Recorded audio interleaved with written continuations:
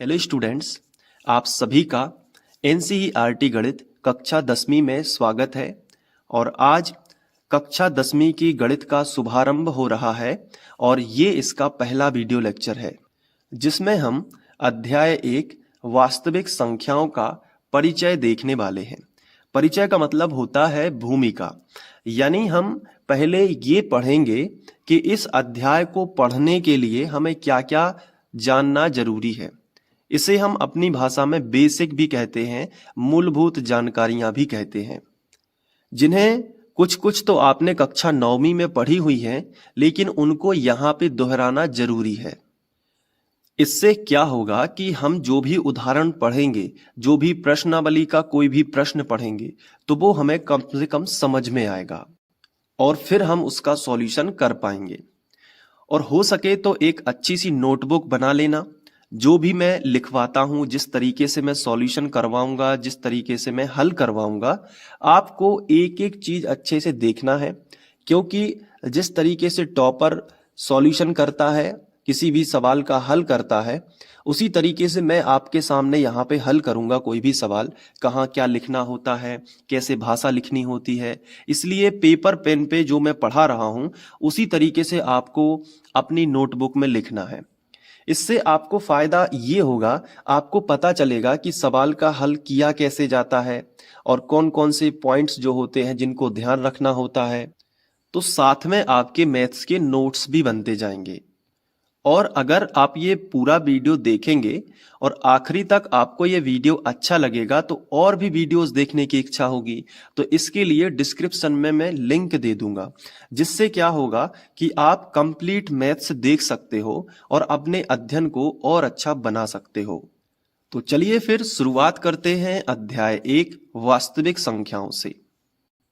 सबसे पहले तो जो हमारे चैप्टर का नाम है वास्तविक संख्याएं, इसे हम अंग्रेजी में क्या कहते हैं, रियल नंबर।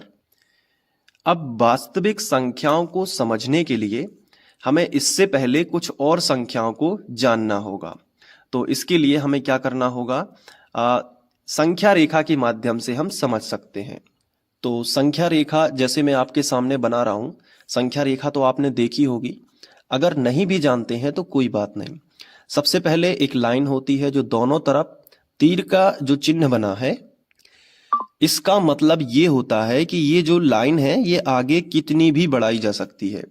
इसी तरफ यहां भी आप देखिए, ये जो लाइन है इसे आगे कितनी भी हम बढ़ा सकते हैं।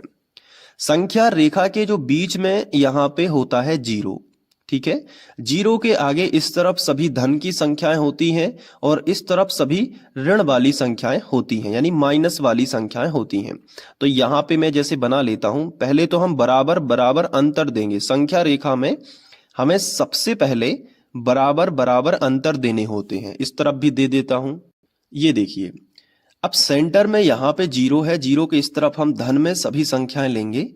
जैसे 1 हो गया, 2 हो गया, यहाँ पे 3, यहाँ पे 4, यहाँ पे 5 और यहाँ पे 6। तो ये जो सभी संख्याएं हैं ये धनात्मक संख्याएं कहलाएंगी। इसके बाद इस तरफ हम जो संख्याएं ले लेंगे, जैसे यहाँ पे -1, यहाँ पे -2, -3, ये सब ऋण में रहेंगी, -4 और फिर जो -5, और इस तरफ से हम आगे बढ़ते जाएंगे। अब ये एक संख्या रेखा कहलाती है, जिसे हम इंग्लिश में नंबर लाइन भी कहते हैं। तो हमने यहाँ पे हेडिंग डाल दी संख्या रेखा या फिर नंबर लाइन, ठीक है। कुछ इंग्लिश के शब्द भी आपको साथ साथ में बताता चलूंगा, ताकि आपका जो टेक्निकल नॉलेज है वो भी अच्छा रहे।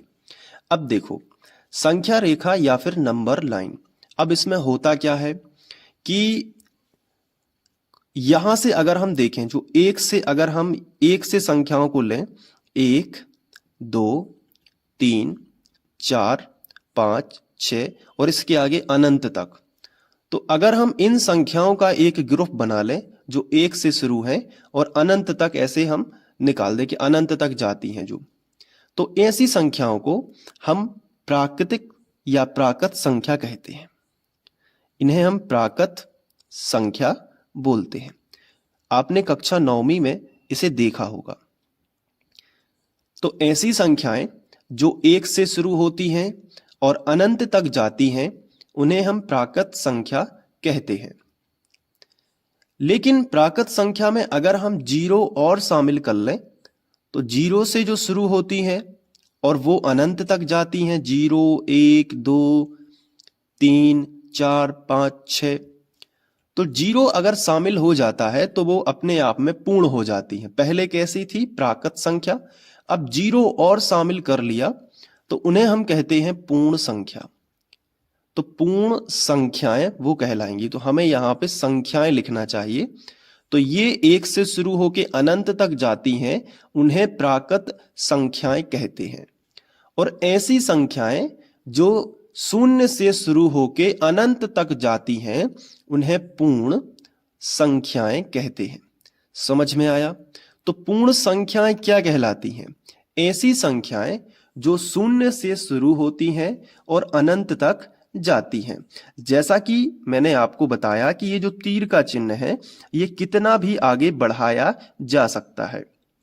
तो 6 के बाद 7, 8, 9, 10 ऐसे बढ़ते चले जाएंगे। तो ये तो अनंत तक बढ़ते चले जाएंगे, आगे ये तो अनंत तक बढ़ते चले जाएंगे।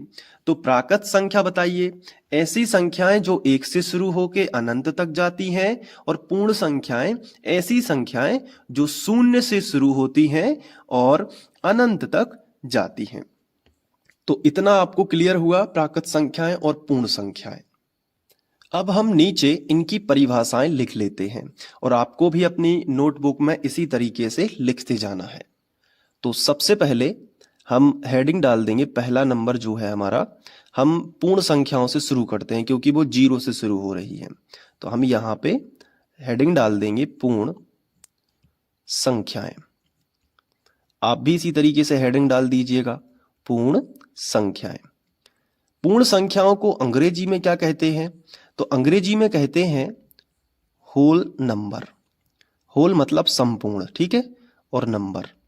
तो ये आप कुछ इंग्लिश के शब्द भी यूज करिएगा। होल नंबर इस तरीके से आपको लिखना है। पूर्ण संख्याएं, अब इसकी परिभाषा क्या होगी? ऐसी संख्याएं जो 1 से शुरू, पूर्ण संख्याएं है ना, तो 0 से शुरू होंगी और अनंत तक जाएंगी। तो आप इसी तरीके से परिभाषा लिखेंगे, ऐसी संख्याएं जो 0 से शुरू होकर अनंत तक जाती हैं। आप उदाहरण भी लिख लेंगे, जैसे आप यहाँ पे उदाहरण लिखोगे। क्या उदाहरण लिखोगे? जैसे 0 यानी 0 से शुरू होंगी ना, तो 0, 1, 2, 3 और इस तरीके से अनंत तक, तो डैश डैश डैश आप लगा सकते हो। तो ये पूर्ण संख्याएं जिन्हें हम होल नंबर इंग्लिश में कहते हैं। अब पूर्ण संख्याओं को प्रदर्शित किससे करते हैं? तो इन्हें W से प्रदर्शित किया जाता है क्योंकि ये W से शुरू हो रही हैं। तो नीचे हम लिख सकते हैं इस तरीके से कि इन्हें W से प्रदर्शित करते हैं। तो ये हो गया पूर्ण संख्याओं के बारे में। तो पूर्ण संख्याएं जो पूर्ण हो अपने आप में, जो 0 से शुरू हों, उन्हें हम पूर्ण संख्याएं या होल नंबर कहते हैं। अब हम हेडिंग डालेंगे प्राकृत संख्याएं। तो हम यहाँ पे लिखेंगे प्राकृत संख्याएं। देखो, प्राकृत संख्याओं को हम प्राकृतिक संख्याएं भी कहते हैं और इंग्लिश में हम इन्हें नेचुरल नंबर कहते हैं। तो हम नेचुरल नंबर भी यहाँ पे लिख देंगे, नेचुरल, और यहाँ पे हम लिखेंगे नंबर। तो नेचुरल नंबर, नेचुरल मतलब होता ही है प्राकृतिक, तो इस तरीके से हमने लिखा। अब इसकी जो डेफिनेशन होगी वो क्या होगी? ऐसी संख्याएं जो 1 से शुरू होके अनंत तक जाती हैं। तो हम यहाँ पे डेफिनेशन लिख लेते हैं, ऐसी संख्याएं जो 1 से शुरू होकर अनंत तक जाती हैं। 1 से शुरू हुई और अनंत तक जाती हैं। जैसे कि उदाहरण में हम क्या लिखेंगे? 1 से ही शुरू कर देंगे उदाहरण, जैसे 1, फिर 2, फिर 3 और फिर डैश डैश डैश, इस तरीके से हमने लिख दिया। अब प्राकृतिक संख्याओं को किससे दर्शाते हैं? तो n से दर्शाते हैं। नेचुरल से शुरू हुआ ना, तो हम यहाँ पे लिखेंगे इन्हें कैपिटल N से प्रदर्शित करते हैं। ये हो गया प्राकृतिक संख्या। अब इनके बारे में थोड़ा सा और समझते हैं। जैसे अभी अभी आपको पता है, यहाँ पे देखिए संख्या रेखा में आपको एक चीज पता है कि 1 से शुरू जो होती है अनंत तक जाती है, उन्हें प्राकृत संख्या कहते हैं। तो जैसे आपके सामने लिखा है 2, तो मैंने आपसे पूछा कि बताइए 2 क्या प्राकृत संख्या है या पूर्ण संख्या है। आपके पास ऑप्शन है, आपको बताना है कि 2 क्या प्राकृत संख्या है या फिर 2 पूर्ण संख्या है, आपको बताना है। तो आप कहोगे कि 2 तो देखो पूर्ण संख्याएं कहां से शुरू होती हैं, 0 से, लेकिन 0 से शुरू होके वो तो अनंत तक जाती हैं, तो 0 1 2 उसमें भी तो 2 आता है पूर्ण संख्याओं में। आप देखोगे पूर्ण संख्याओं के उदाहरण में भी कितना आया है, 2 आया है। आया है कि नहीं आया है। और प्राकृतिक संख्या के उदाहरण में भी 2 आया है। इसका मतलब ये हुआ कि 2 एक प्राकृत संख्या भी है और एक पूर्ण संख्या भी है।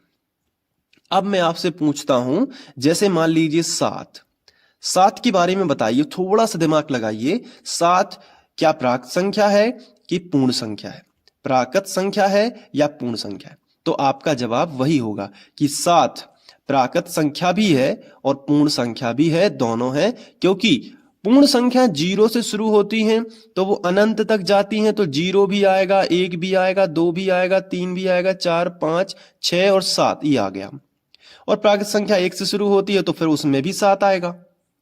तो इस तरीके से इस 1 के बाद जितनी भी संख्याएं हैं वे पूर्ण संख्याएं भी हैं और प्राकृत संख्या भी है। अब मैं आपसे पूछता हूं 0 क्या 0 प्राकृत संख्या है या पूर्ण संख्या है। तो आप कहोगे सर 0 केवल पूर्ण संख्या है, क्योंकि प्राकृतिक संख्या 1 से शुरू होती है। कहां से शुरू होती है, 1 से शुरू ही होती है वो तो 0 नहीं आता उसमें। तो 0 कभी भी प्राकृतिक संख्या नहीं हो सकती, वो केवल एक पूर्ण संख्या रहेगी। तो ये एक छोटी सी एक्सरसाइज आपके लिए कि आपने जो कुछ भी पढ़ा वो अच्छे से समझ में आया कि नहीं। तो ये हो गया पूर्ण संख्याएं और प्राकृत संख्याओं के बारे में। लेकिन वास्तविक संख्याएं क्या होती हैं, ये पढ़ने के लिए आपको और कुछ संख्याएं भी इसके साथ साथ पढ़नी होंगी। जैसे कि अगला आता है तीसरे नंबर पे पूर्णांक। अब पूर्णांक क्या कहलाता है, पूर्णांक को आपको पता होना चाहिए। पूर्णांक क्या है, इसके नाम में ही छपा हुआ है। पूर्णांक मतलब होता है पूर्ण अंक। पूर्णांक का अगर आप संधि विच्छेद करोगे तो क्या निकलेगा, पूर्ण प्लस अंक। यानी कि पूर्ण का मतलब क्या होता है, पूरा। यानी कि पूरा एक अंक आपके सामने होगा, ना वो आधा होगा, ना 1/4 होगा, ना 1/3 होगा, सीधा का सीधा एक पूरा अंक होगा। पूरा अंक क्या है, जैसे आपके सामने ये 2 लिखा है, ये एक पूर्ण अंक है। लेकिन आपके सामने 2/3 लिखा है, तो ये एक पूर्ण अंक नहीं है और ये एक पूर्ण अंक है। जैसे आपके सामने लिखा है 4.2, तो ये भी एक पूर्ण अंक नहीं है। तो पूर्ण अंक क्या होता है, ना उसमें बटे होता है, ना उसमें दशमलव होता है, पूरा साबुत एक अंक होता है, उसे ही क्या कहते हैं, पूर्णांक। तो पूर्णांक भी यहां पे 2 प्रकार के हो सकते हैं। सबसे पहले तो पूर्णांक की डेफिनेशन क्या होगी, कई बच्चे पूर्णांक की डेफिनेशन नहीं जानते हैं, तो वो हम लिख लेते हैं। तो उसको लिखने के लिए या उसको समझने के लिए आपको पहले संख्या रेखा पे जाना होगा। ये देखिए, ये संख्या रेखा है, तो 0 भी एक पूर्णांक है, इतना याद रखना है। 0 सहित धनात्मक, ये देखो इस तरफ जो भी लिखा है ये क्या है, ये सब धनात्मक संख्याएं हैं और ये जो है ये ऋणात्मक संख्याएं हैं। तो 0 सहित सभी धनात्मक संख्याएं और ऋणात्मक संख्याएं, इन सभी का एक समूह बनेगा जिसे पूर्णांक कहते हैं। देखो 0 भी एक पूर्णांक है, 1 भी पूरा एक अंक है, 2 भी पूरा अंक है, 3 भी है। तो ये धनात्मक संख्याएं पूरी पूर्णांक हैं जो संख्या रेखा में दिख रही हैं। और इस तरफ भी देखो, ये सभी पूर्णांक हैं, भले इनमें माइनस लगा है लेकिन है तो पूरा अंक। 4.2 तो नहीं लिखा, 4/3 तो नहीं लिखा, पूरा साबुत 4 लिखा है, तो ये ऋणात्मक संख्याएं होंगी। तो यहां पे देखो पूर्णांक की जो परिभाषा बनेगी वो होगी, तो यहां पे परिभाषा बनेगी कि 0 सहित सभी धनात्मक और ऋणात्मक संख्याओं के समूह को पूर्णांक कहते हैं। अब पूर्णांक को हम इंग्लिश में इंटीजर कहते हैं। तो आप यहां पे कोष्टक लगा के लिख भी सकते हो, मैं यहां पे लिख देता हूं इंटीजर्स यानी पूर्णांक। तो पूर्णांक को हम z से भी प्रदर्शित करते हैं। किससे प्रदर्शित करते हैं, z से। तो हम आगे लिखेंगे इसे z से प्रदर्शित करते हैं। तो ये जो है पूर्णांक की डेफिनेशन है। इसके आगे आप चाहो तो और भी लिख सकते हो, जैसे पूर्णांक में दशमलव नहीं होता तो यहाँ पे हम लिख सकते हैं कि इसमें कोई दशमलव बिंदु नहीं होता। ठीक है, तो ये पूर्णांक हो गया। अब संख्या रेखा पर एक बार नजर डालते हैं। ये देखिए, शून्य सहित ये हैं सब धनात्मक संख्याएं और ये हैं सब ऋणात्मक संख्याएं। इनका जो समूह है उसे हम इंटीजर्स कहेंगे, यानी कि पूर्णांक कहेंगे। पूर्णांक को हम z से प्रदर्शित करते हैं, इसमें कोई दशमलव बिंदु नहीं होता है। तो ये याद करने में भी आसानी होगी कि शून्य सहित सभी धनात्मक और ऋणात्मक संख्याओं के समूह को पूर्णांक कहते हैं। अब जो धनात्मक संख्याएं होती हैं और जो ऋणात्मक संख्याएं होती हैं, इस आधार पे हम पूर्णांक को विभाजित कर सकते हैं। कैसे? जैसे पहला हम ये लिख सकते हैं कि पूर्णांक दो प्रकार का होता है। पहला हम लिख सकते हैं धनात्मक पूर्णांक, और इसमें आप लिख सकते हो कि इसमें सभी धनात्मक संख्याओं का समूह होता है। तो इस तरीके से हमने लिखा कि इसमें सभी धनात्मक संख्याओं का समूह होता है। आप इसके उदाहरण भी दे सकते हो। ठीक है, जैसे उदाहरण धनात्मक संख्याओं में आप लिखोगे 1, ये धन का है, ये 2, ये 3 और डैश डैश डैश। इसी तरीके से आप लिख सकते हो ऋणात्मक पूर्णांक, और इसमें आप लिखोगे कि इसमें सभी ऋणात्मक संख्याओं का समूह होता है। तो इसमें सभी ऋणात्मक संख्याओं का समूह होता है।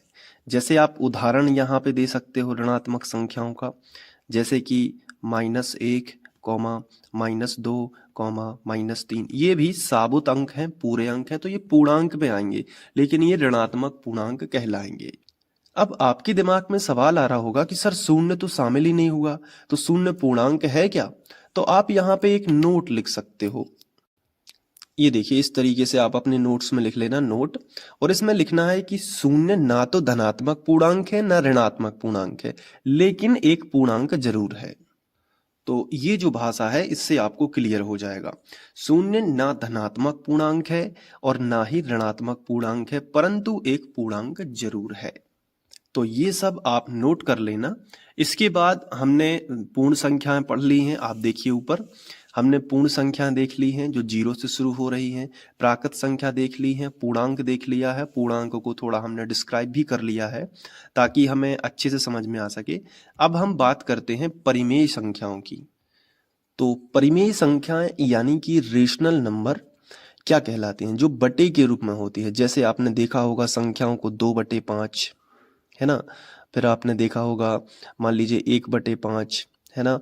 तो ये बटे वाली जो संख्याएं होती हैं, इन्हें हम कुल मिला के कह सकते हैं कि ऐसी संख्याएं जो p/q के रूप में हो। p/q का मतलब होता है अंश बटे हर के रूप में हो। ऊपर की जो संख्या होती है उसे हम अंश कहते हैं, और नीचे वाली जो संख्या होती है उसे हम हर कहते हैं। याद कैसे रहेगा आपके लिए?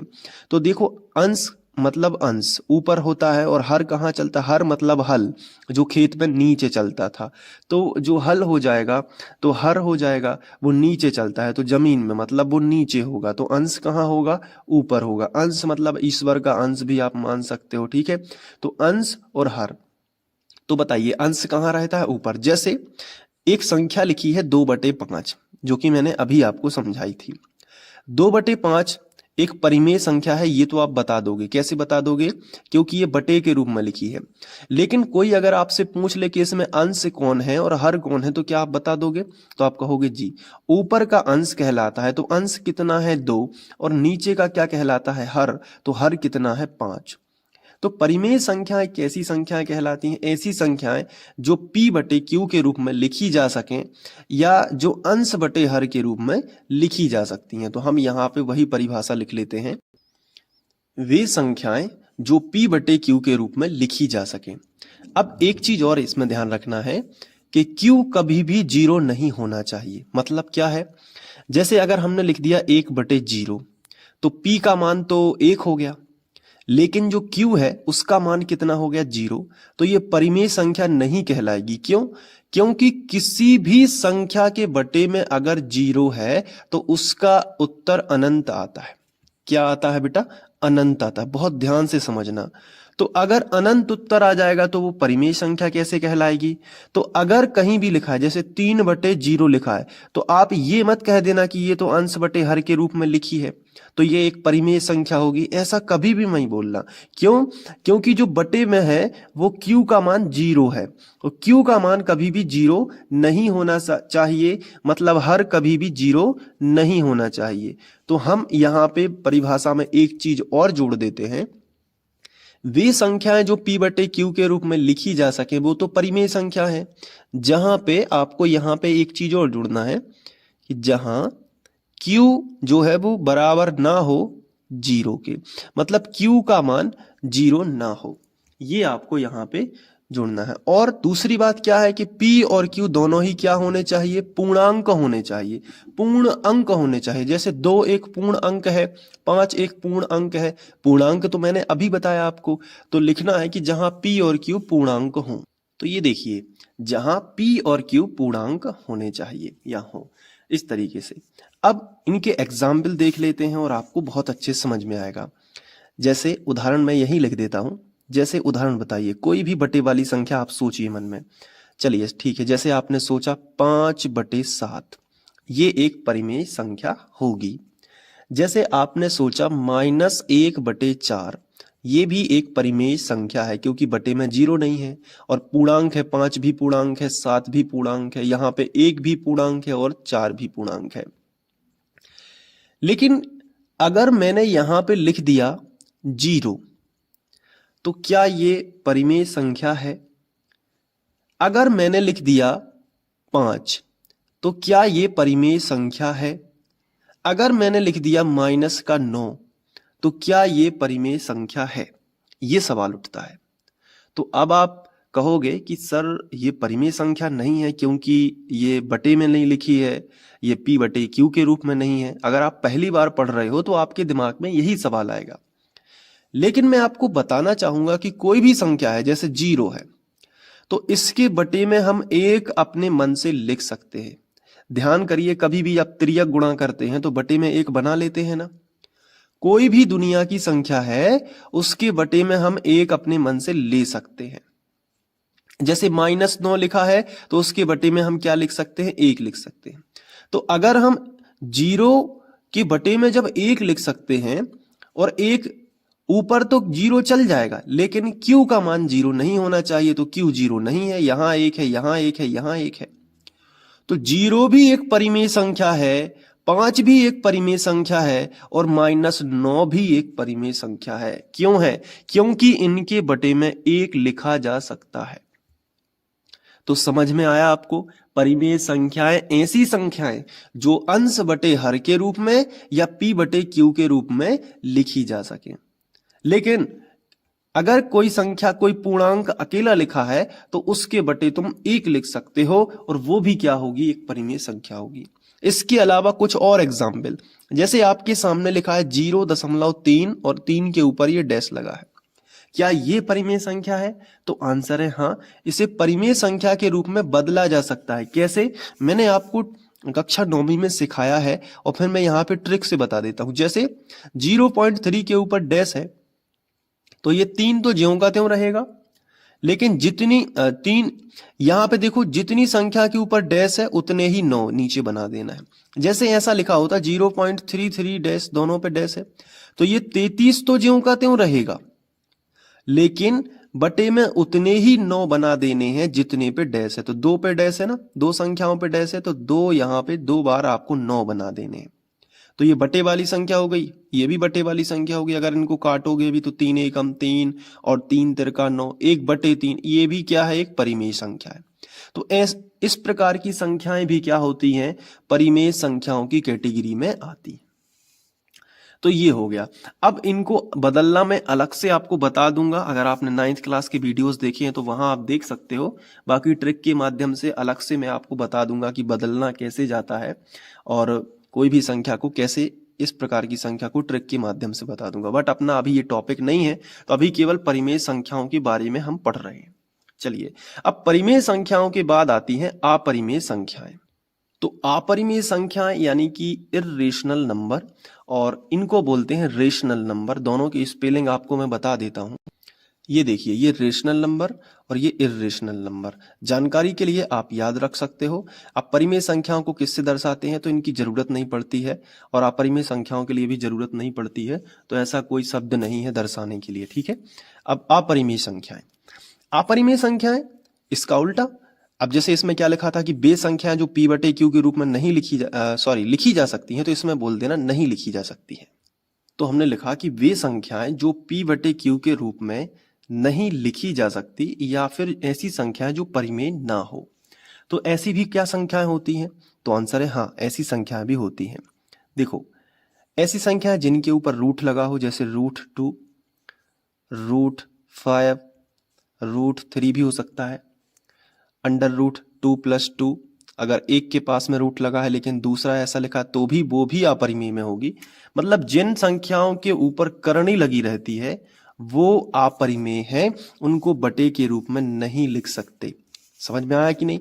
अब देखो, इसके साथ साथ करणी 5 जैसे लिखा है तो उसके साथ में अगर 2, तो 2 आप ऐसा नहीं कह सकते कि 2 है तो 2 तो एक परिमेय संख्या है, तो करणी 5 + 2 भी एक परिमेय होगा। नहीं, करणी 5 + 2 ये दोनों प्लस में है ना, तो इससे क्या होगा कि एक अपरिमेय संख्या और एक परिमेय संख्या जब जोड़ करती है तो अपरिमेय संख्या ही बनती है। तो ये, अब ये क्यों है, करणी वाली परिमेय संख्या क्यों है, ये हम प्रश्नावली में सिद्ध करेंगे। कि वहां पे क्वेश्चन है कि सिद्ध करिए कि करणी 5 एक परिमेय संख्या है, या सिद्ध करिए कि करणी 2 सिद्ध करिए कि करणी 5 एक अपरिमेय संख्या है। वो हमें सिद्ध करके बताना पड़ता है। करणी 2 भी अपरिमेय है, तो ये सिद्ध करके हम बताएंगे, तो वहां पे आपको समझ में आ जाएगा कि क्यों है। इसके साथ साथ कुछ और है, जैसे पाई का मान, आप कोष्टक में पाई लिख लीजिए। अगर आपको नहीं पता, ये पाई का चिन्ह होता है। कैसे बनाते हैं पाई का चिन्ह? ऐसे किया और ऐसे कर दिया, ये पाई का चिन्ह है, ठीक है। तो पाई जो है, पाई का मान भी दशमलव के बाद बदलता रहता है और कभी भी समाप्त नहीं होता। इसलिए हम कह सकते हैं कि पाई जो है वो भी अपरिमेय संख्या है। मतलब दशमलव के बाद जो निश्चित ना हो, जैसे आपके सामने कोई संख्या लिखी है 3 दशमलव, लेकिन उसके जो मान है 1, 5, 4, 3, 2, 3, 5, 3, 2 कुछ भी है, लेकिन बदलते जा रहे हैं। ऐसा भी नहीं हो रहा कि कोई क्रम रिपीट हो रहा है, जैसे 154, जैसे ऐसा हो 3.154, फिर हो 154, फिर हो 154, तो ये तो निश्चित हम बता सकते हैं। लेकिन यहाँ पे वो भी निश्चित नहीं है, तो ऐसी संख्याएं अपरिमेय संख्याओं की कैटेगरी में आती हैं। क्लियर हुआ कि नहीं? तो हमने उदाहरण दे दिया आपके सामने। अब बात करते हैं कि वास्तविक संख्याएं क्या होती हैं। तो वास्तविक संख्याएं, जो कि हमारे चैप्टर का नाम है रियल नंबर्स। इतनी सारी संख्याएं पढ़ने के बाद अब हम वास्तविक संख्याओं को डिफाइन कर सकते हैं। देखो, वास्तविक संख्याएं दो संख्याओं से मिलकर बनती हैं, परिमेय संख्याएं। ऐसा मैं पहले डायग्राम आपके सामने बनाऊंगा। परिमेय संख्याएं जो भी हमने पढ़ी हैं, परिमेय संख्या जानते हैं ना आप, ऐसी संख्याएं जो p बटे q के रूप में, यानी अंश बटे हर के रूप में, प्लस अपरिमेय संख्याएं, अपरिमेय संख्याएं। इन दोनों का मिश्रण ही क्या है? इन दोनों का मिश्रण ही क्या है? वास्तविक संख्याएं हैं। यानी ऐसी संख्याएं जो परिमेय भी होती हैं जिनके अंतर्गत, और अपरिमेय संख्याएं, दोनों का जो मिश्रण होता है उसे वास्तविक संख्या, यानी अभी तक हमने जितनी भी संख्याएं पढ़ी हैं वो सब क्या है? वास्तविक संख्याएं हैं। चाहे वो 3 हो, चाहे वो √2 हो। 3 एक परिमेय संख्या है क्योंकि इसके बटे 1 लिख सकते हैं। 3 एक पूर्ण संख्या भी है, 3 एक प्राकृत संख्या भी है, 3 एक परिमेय संख्या भी है, और √2 एक अपरिमेय संख्या है। तो अभी तक हमने जितनी भी संख्याएं पढ़ी हैं वो सभी वास्तविक संख्याएं ही थीं। तो वास्तविक संख्याओं का जो चैप्टर का नाम है, इसके अंतर्गत अब आप समझ गए होंगे कि हमें परिमेय संख्याएं और अपरिमेय संख्याओं का मिश्रण ही पढ़ना है। जैसे कि अगर आपके सामने लिखा है 4, तो 4 क्या है? तो 4 देखो, 4 तो सबसे पहले प्राकृत संख्या भी है। क्यों है? क्योंकि आपने पढ़ा है कि 1 से शुरू होती हैं और अनंत तक जाती हैं, तो उसके बीच में 4 भी आता है ना। पूर्ण संख्या भी है 4। 4 कैसी संख्या है? पूर्ण संख्या भी है, क्योंकि ऐसी संख्या जो 0 से शुरू होती हैं और अनंत तक जाती हैं तो उसमें 4 भी आता है। दिमाग लगाइए थोड़ा सा। और 4 एक परिमेय संख्या भी है। क्यों है? क्योंकि 4 के बटे में हम 1 लिख सकते हैं। क्लियर हुआ ना? तो ऐसी संख्याएं जो परिमेय भी हों और अपरिमेय भी हों, परिमेय हो और अपरिमेय दोनों का मिश्रण हो, उन्हें हम वास्तविक संख्याएं कहते हैं। तो हम लिखेंगे परिमेय संख्याओं और अपरिमेय संख्याओं का मिश्रण ही वास्तविक संख्याएं कहलाता है। तो ये थी वास्तविक संख्याएं। तो जो हमारे चैप्टर का नाम था उसको हमने अच्छे से समझा, क्लियर किया कि क्या है। अब इससे संबंधित अगर कोई डाउट है तो आप कमेंट में छोड़िएगा।